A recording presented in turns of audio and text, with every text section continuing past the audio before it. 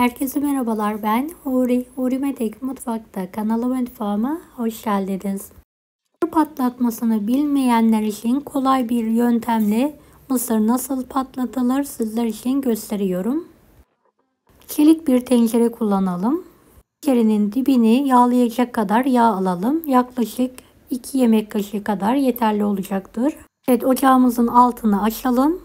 1 su bardağı patlak mısırı tenceremize alalım. Damak tadınıza göre tuz ilavesi yapabilirsiniz. 1 tatlı kaşığı tuz ekledim. Ve biraz karıştıralım. Kapağını kapatalım. Yöntemle mısırlarımız hemen sararma yapacaktır. Evet, belli bir süre geçtikten sonra tekrardan karıştırmaya devam edelim.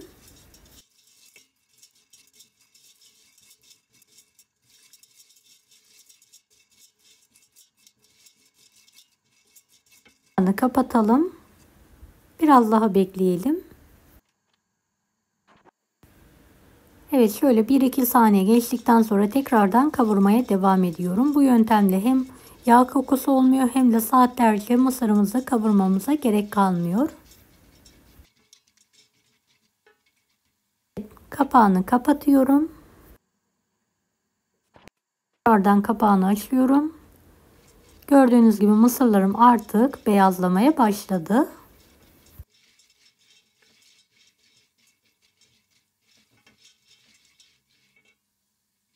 Bir iki saniye daha kavurmaya devam edelim. Kapağını kapatalım.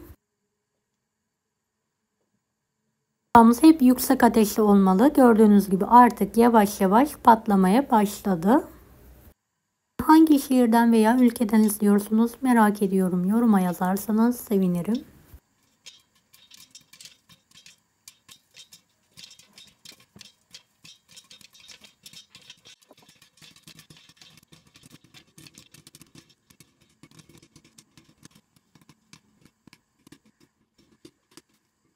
Evet, artık patlama sesi azaldı. Hemen altını kapatıyorum. Kapağını açıyorum. Tencerede hiç bekletmeden hemen servis tabağına alalım. Yoksa mısırlarımız sararır ve yumuşama yapar. Bu püf noktasını unutmayınız.